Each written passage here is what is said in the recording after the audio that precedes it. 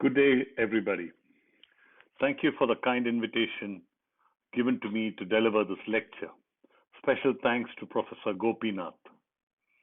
My topic today is pre-IVF management of fibroids, the surgical aspects only. I bring you greetings from Tamil Nadu, greetings from Chennai, and I show you the beautiful flame lily, which is the state flower of Tamil Nadu. Are we having more fibroids nowadays? That's the big question being faced.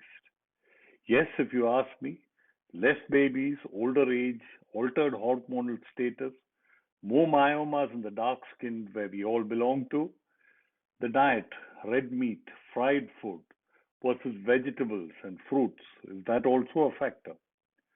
Whatever it is, we get pictures like this. These were all the fibroids removed from a single uterus. In today's lecture, my brief is simple. Pre-IVF, remove all submucous myomas. Remove large myomas, symptomatic myomas, and cavity distorting myomas. If they are in the borderline, to remove or not, or to suppress, again is a question mark. If pathology is unclear, remove, biopsy, and decide. The final decision will be made between the doctor and the patient. So, with that, the first is to study the effect of myomas on IVF. The effect of leiomyomas on IVF is dependent on its location. Submucous myomas decrease success, whereas subserosal myomas do not seem to have any effect. The effect of the intramural myomas is unclear, and I'm sure Professor Selva would go greater into detail in his lecture. But the meta-analysis showed that there is a definite decrease in the live birth and clinical pregnancy rates in women with non-cavity distorting intramural fibroids compared to those with fibroids. But to treat fibroids, the first step is to classify them. This is where the FIGO classification comes into play. But studies of the FIGO classification on 23 patients with 42 fibroids showed that only 6, that is 14%, had unanimous classification, telling us that the classification was not consistent among the 4 fibroid specialists, and the variation was clinically significant for 36% of the fibroids. So we need more additional validation. But whatever it is, we must locate it. And to diagnose the location of the myoma, traditionally we use the HSG, the ultrasonography, and Doppler are the prime tools used nowadays. But increasingly, we find the MRI scan more helpful, especially in situations like this, where you have multiple myomas. You have a good reproducible picture which can be used effectively in theaters. Whatever it is, the importance of proper diagnosis and consent before the procedure is vital. You see this case of a bicornuate uterus, well-developed right horn. There's a big fibroid on the left horn, and there's a small rudimentary horn. The importance of proper diagnosis is, do we have a consent to excise the rudimentary horn at myomectomy? So once you have located the myoma, then you decide on the procedure. There is a role for conservative treatment. Take the case of this 37-year-old married for 9 years, now preparing for IVF. She has had a previous lap myomectomy. She has had a hysteroscopic myomectomy. She has a large uterus with multiple myomas now. The MRI findings, as you can see in the picture, are seen clearly. The option, do you do another myomectomy or do we do another procedure? So what we did in this case was, with discussion with the patient, did a hysteroscopy, located the polyp, removed the polyp, and then down-regulated her and took her for IVF. There was really no role for curettage and no role for repeat myomectomy. When surgery is decided, you have multiple operations. Traditionally, We had the open surgery. Later, it became mini laparotomy. To today's favorite, the minimal access or the laparoscopic surgery. Other variations like single port surgery, NOTES, robotic surgery are all there. But with regard to removal of myomas, hysteroscopic myoma is extremely vital and extremely useful, especially in the in the IVF context. So surgery still remains the mainstay of treating myoma. When we have submucous myomas, remember that they significantly reduce implantation and pregnancy rates of ART. Submucosal fibroids that distort the uterine cavity have found to carry a relative risk of 0.3 for pregnancy and 0.28 for implantation of after ART. Also, with the submucous myoma, the odds ratio of 0.3 for conception and 0.3 for delivery make sure that the incidence that if there is a submucous myoma, it must be removed. To remove, first you locate the myoma, decide on the type of the myoma. Type 0, type 1, and type 2 could be removed easily hysteroscopically.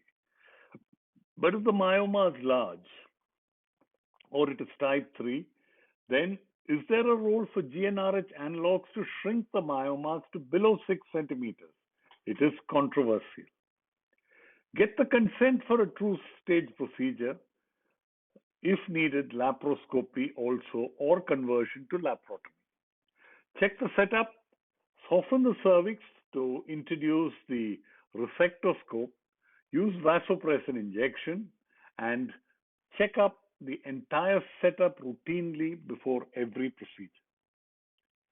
At hysteroscopic myomectomy, resection of submucous myomas offer minimal complications and rapid recovery.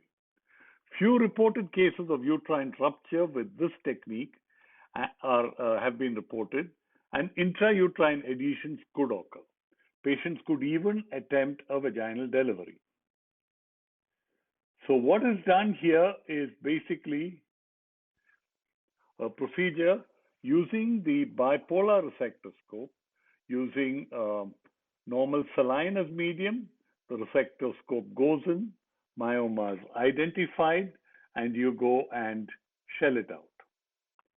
Variants of the procedure using the hysteroscopic morcellator also have been reported, but the big problem with the morcellator is, one, its cost, and the next problem we have with the morcellator is it is difficult to remove intramural extensions of submucous myomas. So the myoma is carefully removed, and you get to a final picture where the cavity is nice and clear with no myomatous elements seen in the myometrium. But whenever you're treating any myoma before IVF, remember you have a special class of patients. Most of these patients are older. Many of these patients have associated comorbidities. Some have SLE, some have hypertension, diabetes, obesity. Remember, many of them would have had previous surgery. Ovarian reserve may be low, and associated gynec conditions may occur, commonly adenomyosis and very often endometriosis. The cost of the procedure is a factor, especially in developing countries, and the time available to carry out the procedure is limited because these are mostly working women. The decision of the route of surgery for removing a fibroid is very, very complex and has to be decided by the surgeon with the patient. Like the simple picture shows you three women carrying the same pot in different styles. The same way this fibroid could be removed out of the patient in different styles, be it open surgery, be it laparoscopy, robotic, or whatever options. Let's go through a simple case of a 32-year-old woman with a large posterior cervical myoma with about 8 into 8 centimeters who's planned for IVF. You inject vasopressin, go in, incise, get into the plane of the myoma, shell out the myoma, Be careful not to traumatize or close down the cervical canal. Once the myoma is removed, the cavity is sutured carefully. So this is the standard procedure, extremely rewarding, surgery uneventful, and IVF could be planned after 4 months. Many operative decisions have to be made. The site of the incision, whether there should be tunneling or not. Today, tunneling is generally not done. The horizontal versus the vertical incision, the direction of traction. If the endometrial cavity has been opened, don't be worried. Suture the myometrium properly. The endometrium will form the lining again. The most important principle of any of these surgical procedures is primum non nocere. First, do no harm. We may be able to treat small to big, solid to cystic, cellular, vascular, and calcified tumors with this. Here you see a large 8 to 9 centimeter myoma, which is essentially in the broad ligament. And you can see you get into the plane of the myoma, shell out the myoma, and as you shell it out, you realize that the myoma goes deep into the broad ligament. You can notice that the bleeding hardly occurs, and once you shell out the entire myoma, it is soft, it is cystic, and then to take it out, how to do it? We took it out in this case vaginally. So these are the options which are available to do a nice, simple, clean procedure so that the patient could be there to ready to uh, undergo ART as soon as possible. But don't overdo your technique. Plan the steps for a procedure well. Common sense is essential. The simple principle we believe, keep it safe and simple, or as they say, the KISS principle. There is a swing on the edge of a cliff in Ecuador. It has no safety measures and is also called the swing at the end of the world. But unlike this, we must have safety measures for the patient, the doctor, and for the procedure. Set up quality equipment, follow guidelines, do a complete procedure, and if in doubt, cross check. Remember, the era of the Wild West in surgery, those days are over. But still, we have problems with surgery. Surgery may vary from case to case, the complexity, complications occur, recurrence, and sometimes it is technically demanding. Take the case of this 29-year-old with a large myoma on the posterior wall of the uterus. The surgeon decided to put a posterior incision, and at the incision, they decided to put a horizontal incision, found that the horizontal incision was not getting the myoma out, converted it into a hockey stick incision, and in short, the dissection became messy, planes became difficult, and surgery became difficult. So these are the things with bad planning. Remember also that whenever you finish surgery, the histopathology of the myoma has to be carefully assessed as a benign myoma or a cellular myoma, because occasionally you may have smooth muscle tumors of uncertain malignant potential and very rarely a leiomyosarcoma.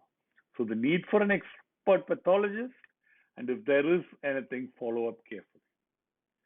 Sometimes we get the picture of multiple myomas in a young woman. A 24-year-old with unmarried came with multiple myomas. She had had all the procedures we could list out: open myomectomy, uterine artery occlusion, GnRH analogs, MRI guided. Uh, she got married. She had no symptomatic relief, and now on ultrasound, the uterus was around 20 weeks with multiple myomas. These are the difficult propositions. You do a difficult myomectomy, keep the uterus in a quiescent stage, prepare for her for IVF, and then do it. But in a situation like this, one really can't prevent recurrence, and what her future will be is a problem. Occasionally, we have pictures like this 31-year-old recently married who was suggested for IVF. She had had two previous laparoscopic myomectomies, had a recurrence in 2021, a 20-week uterus, with a large growth on the anterior left lateral wall. The growth looked suspicious at scan and MRI, so we did a PET scan, and that suggested a malignancy, possibly a sarcoma. The malignant mass was found. She was referred to an oncologist who had to finally do a hysterectomy for her. So, what are the results of IVF after myomectomy? A study compared 84 women who had myomectomy before IVF with 84 women who did IVF without surgery. The myomectomy group had a 25% delivery rate and a clinical pregnancy rate of 33% versus just 12 and 15 in the non-surgical group.